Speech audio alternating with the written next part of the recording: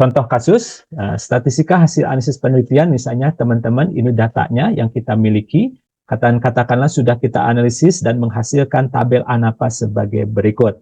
Ya, ini adalah sumber variasinya, ada rata-rata, waktu belajar, kekeliruan total. Nah, dari bentuk analisis atau tabel ANAPA yang dihasilkan, berarti ini adalah analisis data untuk desain eksperimen yang bersifat acak sempurna. Karena hanya ada 3 sumber variasi di atas ya, dengan keempatnya adalah total. Jadi kita hanya memiliki satu faktor yang kita teliti saja. Dan kalau kita lihat di bagian akhir, F-nya adalah 6,6697 hasil menghitungnya. Dan kalau kita cari F tabelnya adalah 3,293, karena F hasil menghitung kita 6,6697 ini lebih besar daripada F tabel yang 3,239, maka ini kita simpulkan H0 kita tolak. Nah, karena H0 ini kita tolak, artinya ada perlakuan ataupun ada perbedaan efek dari pemberian proses belajar yang dilakukan antara pagi, siang, sore, dan malam ini. Nah, berarti dengan demikian dapat kita simpulkan salah satu metode pengajaran, entah itu di pagi, entah di siang, entah di sore, entah di malam, itu berbeda.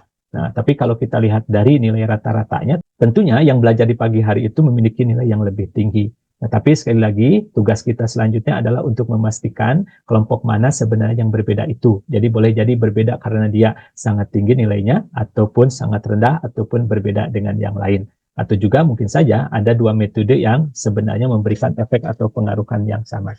Nah, karena hasil ini, kita nanti akan membandingkan nilai rata-rata yang kita peroleh ini.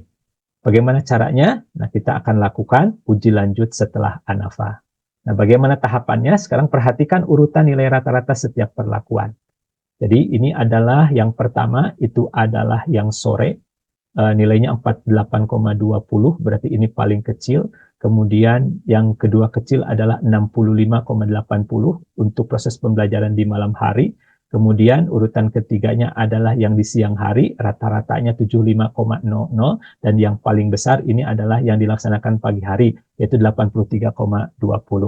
Nah, ini akan kita coba nanti buat kontras ya, karena ini kita sedang menggunakan metode kontras ortogonal. Nah, karena ini ada 4 perlakuan dan kita bisa membentuk kontras ya sebanyak K-1, berarti 4 dikurangi 1, 3 kontras. Kemana kontras pertama adalah kita bandingkan antara J3, ya J3 berarti nanti kita akan perbandingkan antara yang urutan ketiga dan keempat. Kemudian untuk C2-nya J1 dikurangi J2. Kemudian C3-nya adalah J1 plus J2 min J3 min J4. Dalam penelitian ini berarti kita akan menguji hipotesis uji sebagai berikut. H01 berarti kita akan menguji kontras yang pertama atau C1 sama dengan 0. Kalau kita lihat bentuk kontras yang dibentuk, berarti H01 ini kita akan memperbandingkan efek perlakuan ketiga dan keempat. Atau kalau kita terjemahkan, berarti kita membandingkan efek pembelajaran sore dengan efek pembelajaran malam. Untuk hipotesis yang kedua, atau C2 sama dengan 0, atau bisa juga efek dari pembelajaran yang pertama sama dengan efek pembelajaran yang kedua, atau W1 sama dengan W2, ini adalah membandingkan efek pembelajaran pagi dengan efek pembelajaran siang. Sedangkan yang ketiga, kalau kita lihat kontrasnya, semua ada koefisiennya, berarti ini akan memperbandingkan W1 ditambah W2 sama dengan W3 ditambah W4.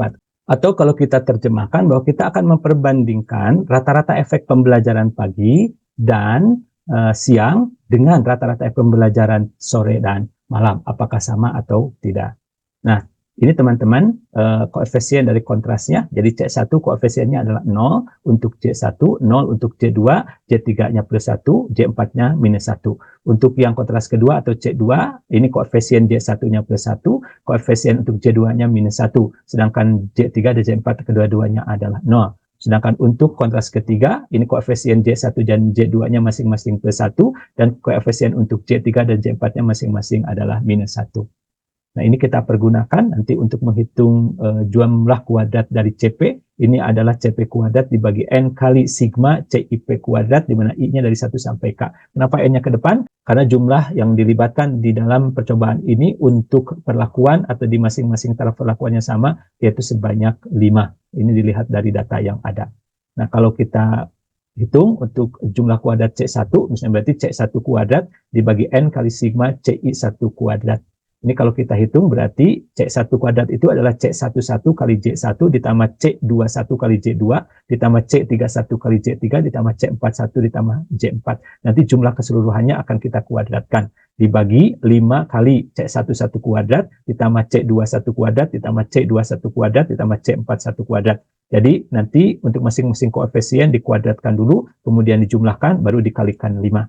Nah, kalau kita lihat dari data ini, kita dapatkan C11-nya adalah 0, C21-nya 0, dan C31 adalah plus 1, dan C41 adalah minus 1.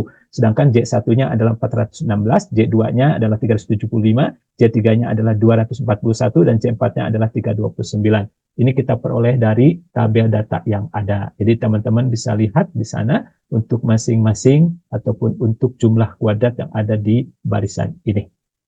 Kalau kita hitung, berarti ini adalah karena koefisien C1 sudah 0, nanti dikalikan dengan 416 ya. 0 kali 416 ditambah 0 kali 375 ditambah 1 kali 241 ditambah 1 kali 329. Nanti jumlahnya dikuadratkan. Sedangkan yang bawahnya adalah ini nanti 5 dikalikan dengan jumlah antara 0 kuadrat ditambah 0 kuadrat ditambah 1 kuadrat ditambah plus 1 kuadrat tambah min 1 dikuadratkan. Nanti ini adalah sama dengan 0 ditambah 241 dikurangi 329 dikuadratkan dibagi 5 kali 0 tambah 1 tambah 1. Nah, kalau kita lanjutkan perhitungannya, berarti ini adalah minus 88, nanti dikuadratkan dibagi 5 kali 2. Hasilnya adalah 7.744 dibagi 10, berarti jumlah kuadrat C1 itu adalah 774,4. Kemudian untuk jumlah kuadrat kontras yang kedua atau C2, mekanisme perhitungannya sama, hanya beda saja nanti di nilai-nilai untuk koefisiennya. Ini kita lihat dari sini ya. Jadi untuk C12 adalah plus 1, C22 adalah minus 1, C32-nya 0, C42-nya juga 0. Jumlah data atau J1, J2, J3, J4-nya masih sama dengan yang tadi dari mulai 416, 375, 241, dan 329. Kalau kita hitung dengan cara yang sama tadi, yang pertama adalah kita kalikan koefisien dengan jumlah dari datanya, misalnya plus 1 kali 416, dikurangi 1 kali 375, seterusnya sampai dengan plus 0 kali 329, pembaginya juga sama, ini 5 dikalikan koefisien untuk masing-masing kotas dikuadratkan, nanti jumlahkan dikalikan 5. Jadi kalau kita hitung, ini hasilnya, dan hasil akhirnya adalah 41 kuadrat dibagi 5 kali 2. 41 dari mana? 416 dikurangi 375. Nah, ini kalau kita hitung selanjutnya adalah 1681 dibagi 10. Jadi jumlah kuadrat C2 adalah 168,1. Nah, untuk jumlah kuadrat ketiga juga sama, teman-teman. Kita uraikan dulu.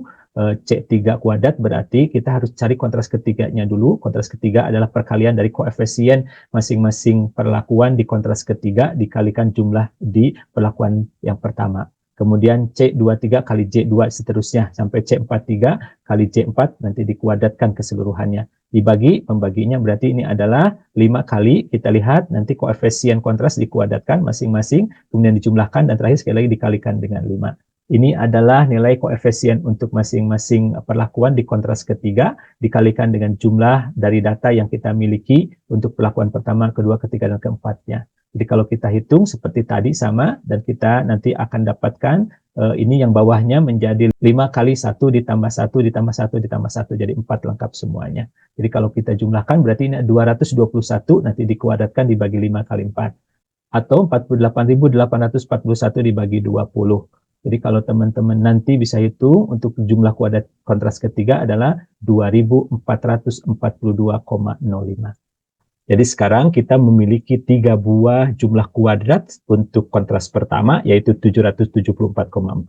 Kemudian jumlah kuadrat kontras kedua ada 168,1 dan jumlah kuadrat untuk kontras ketiga adalah 2442,05. Lalu selanjutnya kita akan mencari nilai F untuk kontras yang ke P. Dengan rumus FCP adalah kuadrat tengah CP dibagi kuadrat tengah kekeliruan dari analisis tabel ANAFA sebelumnya. Yang kalau kita lihat kuadrat tengah di ANAFA ini adalah 169,15. Maka dengan demikian, teman-teman, kalau kita hitung untuk FC1 berarti adalah 774,4 dibagi 169,15. Ini adalah 4,5782. Untuk F kontras kedua, yaitu 168,1 dibagi 169,15. Ini hasilnya adalah 0,9938. Dan yang terakhir, untuk F kontras ketiga, ini adalah 2442,05 dibagi 169,15.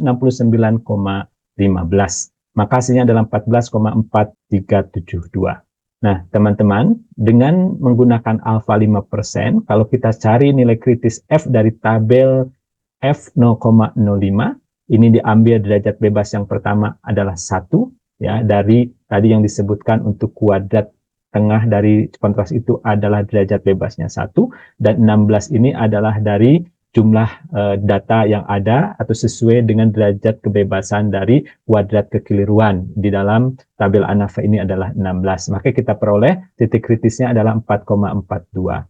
Selanjutnya, untuk menentukan kesimpulan kita, maka kita akan bandingkan nilai F dari masing-masing kontras tadi, kontras pertama atau FC1, FC2, FC3 dengan nilai kritis ini.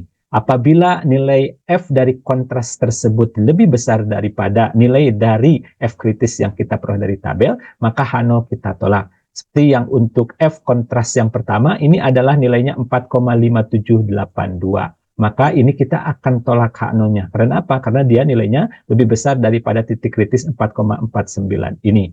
Untuk yang kedua, H0-nya ini kita terima. Karena apa? Karena nilai F kontras kedua atau FC2 ini lebih kecil dari 4,49. Dan yang terakhir, untuk FC3 atau nilai teoritis distribusi F untuk kontras yang ketiga adalah 14,4372. Ini lebih besar atau jauh lebih besar daripada nilai kritis yang 4,49 ini. Maka ini artinya H0-nya ini kita tolak. Nah, dengan demikian ada kesimpulan yang dapat diambil bahwa yang pertama, efek perlakuan proses pembelajaran yang dilakukan di sore hari, dan kalau kita bandingkan dengan proses pembelajaran di malam hari, ini adalah berbeda nyata. Karena apa? Karena tadi H0-nya ditolak. Kemudian untuk efek perlakuan proses pembelajaran pagi dan efek pembelajaran proses pembelajaran siang tidak berbeda nyata. Ya, jadi kalau yang pagi antara 83,20 dengan 75,00 ini adalah tidak berbeda nyata. Berbeda dengan yang pertama tadi, kalau yang pertama perbandingan antara 48,20 dengan 65,80 ini adalah berbeda. Nah, sedangkan yang terakhir, untuk efek perlakuan proses pembelajaran pagi dan siang, jadi rata-rata dari pagi dan siang dibandingkan dengan rata-rata perlakuan proses pembelajaran sore dan malam, juga ini berbeda nyata. Sesuai dengan tadi nilai F untuk kontras ketiga yang ditolak karena nilainya lebih besar daripada nilai tabel yang 4,49. Bahkan tadi nilai hitungannya adalah sampai dengan 14, sekian. Ini adalah tahapan ataupun teknik dengan menggunakan kontras ortogonal. Mudah-mudahan teman-teman dapat memahaminya.